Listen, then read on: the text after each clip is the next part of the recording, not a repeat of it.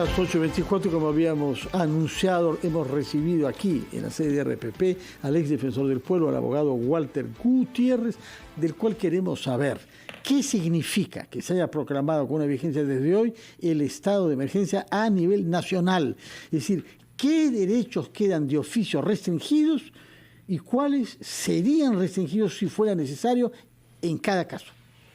Fernando, Mabel, ¿cómo están? Buenos días. Bueno, esta es una situación evidentemente de excepción. Se restringen derechos como la inviolabilidad de domicilio, el libre tránsito, pero son derechos que no se eliminan, simplemente se limitan. Y creo que es una medida acertada, porque no hay que confundir vandalismo con derecho a la protesta. Me parece que en más de una ocasión, en otras circunstancias, incluso menos graves, aquí mismo hemos dicho que el derecho a la protesta no es derecho a la agresión, no es derecho a la violencia, no es derecho a la destrucción. Y creo que todos los ciudadanos debemos pedirle a la presidenta Dina Boluarte y a todo el gobierno que actúe con firmeza, porque tiene que defender los derechos de miles de ciudadanos, la vida, el derecho al trabajo, el derecho a la salud de miles de ciudadanos. Y me parece que no lo están haciendo con la contundencia, más bien con titubeos, esta defensa de los derechos y del orden democrático.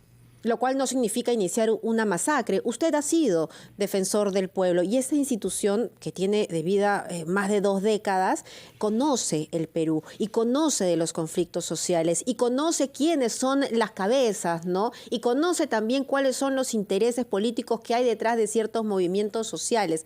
A través de la Defensoría, ¿acaso no se podría articular este diálogo? Pero hasta el día de ayer, yo escuché la entrevista que se le hizo a Eliana Rebollar, no habían coordinado con ella. Bueno, recién fue convocada a Consejo de Estado. Claro, pero el Consejo de Estado es una instancia en realidad de coordinación de distintos aspectos. Este tema también del Consejo de Estado y los resultados del Consejo de Estado es importante que se hayan reunido, pero no han sido precisamente los más deseables. Pero está bien que se reúna. La Defensoría del Pueblo es una de las instituciones que más puede contribuir en este contexto por lo que usted dice, no solamente porque tiene información, no solamente porque tiene un despliegue nacional, sino porque tiene una enorme experiencia en la prevención y la gestión de los conflictos. Pero, Mabel, creo que hay que hacer una distinción que me parece a mí capital. Existe gente que está indignada por el pésimo mensaje, la torpeza de cómo debute el gobierno. Y del Congreso, hay que decirlo. Por supuesto, porque ahí se vio una componenda o se sintió una componenda. No puede ser que el primer mensaje sea nos vamos a quedar hasta el 2026. No se entendió el momento político, no se entendió el rol, no se dio una lectura a la crisis, no se entendió que la crisis no terminaba, sino era un capítulo de la crisis, no se entendió nada de eso, no se le propuso nada al país. Entonces hay un sector que legítimamente está indignado. Pero en ese contexto hay actores que están aprovechando esta circunstancia. Mire usted esa caravana de 4x4. Financiada. Esos camiones que están transportando campesinos o mineros informales, que se toman infraestructura estratégica, aeropuertos, el Poder Judicial, la Fiscalía, plantas de gas. Eso no es protesta espontánea. Un gobernante tiene que tener muy claro que no puede permitir que se instale la oclocracia, el gobierno, la multitud turbada, la turbamulta, porque en ese contexto se van a filtrar personajes como estos.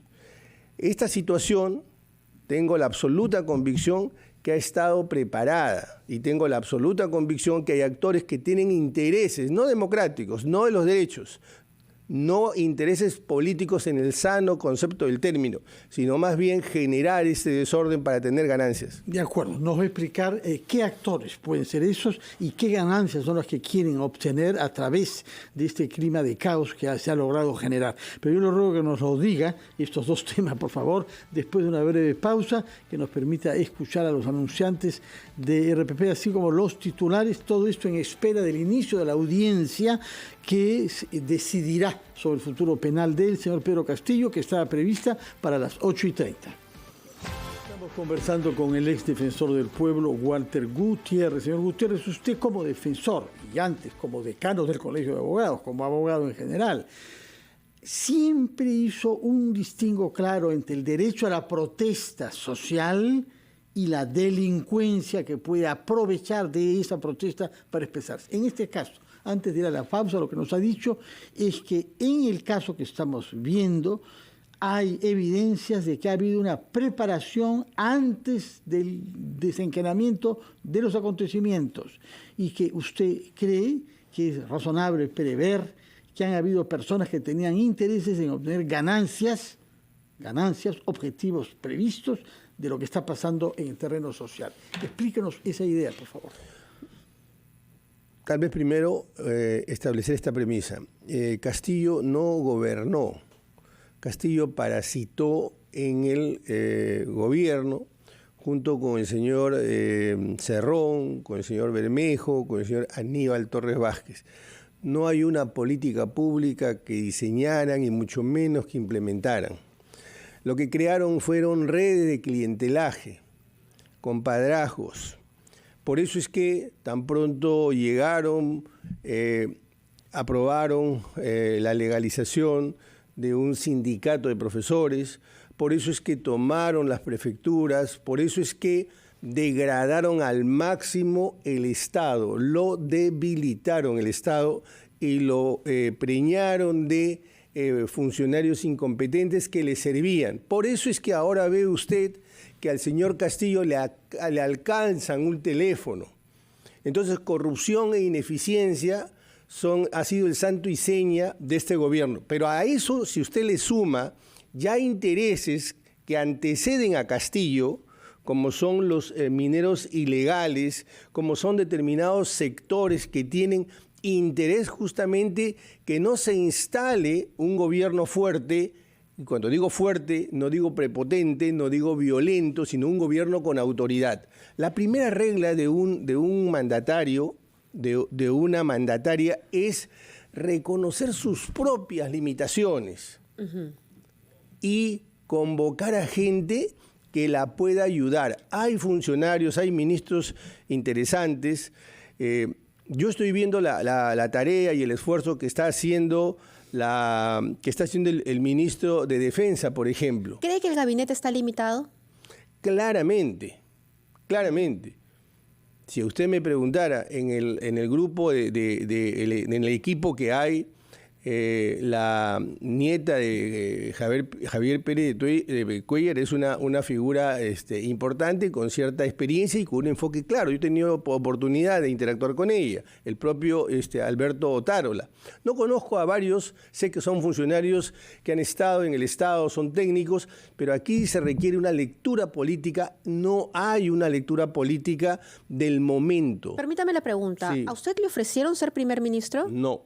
¿En ningún momento tuvo conversación? En ningún momento, he tenido conversaciones, no le voy a dar los detalles ni en los momentos, pero lo que sí le voy a decir es que tuve oportunidad de decirle directamente que el gobierno que eventualmente iba a asumir era un gobierno de transición. ¿Y eso cómo fue recibido? No es posible que el primer mensaje sea me quedo hasta el 26. ¿Se lo dijo usted eso a Dina Boluarte? Yo se lo dije en su momento. Se lo dije en su momento muy claramente y le señalé que el gobierno tenía que ser un gobierno de transición. ¿Por qué? Porque no tenía el capital político suficiente, debía entender la circunstancia en la que llegaba, debía entender el papel que le correspondía. Quizá por eso no le ofrecieron el premierato. Bueno, esa especulación, yo no lo hubiera aceptado. De entrada le quiero decir, porque además así lo planteé. No hubiera aceptado ningún cargo ni ese, no me ofrecieron nada. Y no vengo aquí a menoscabar, sino al contrario. Porque un funcionario tiene que entender sus limitaciones, sus contextos y convocar a los mejores. ¿Sabe qué sucede, Mabel?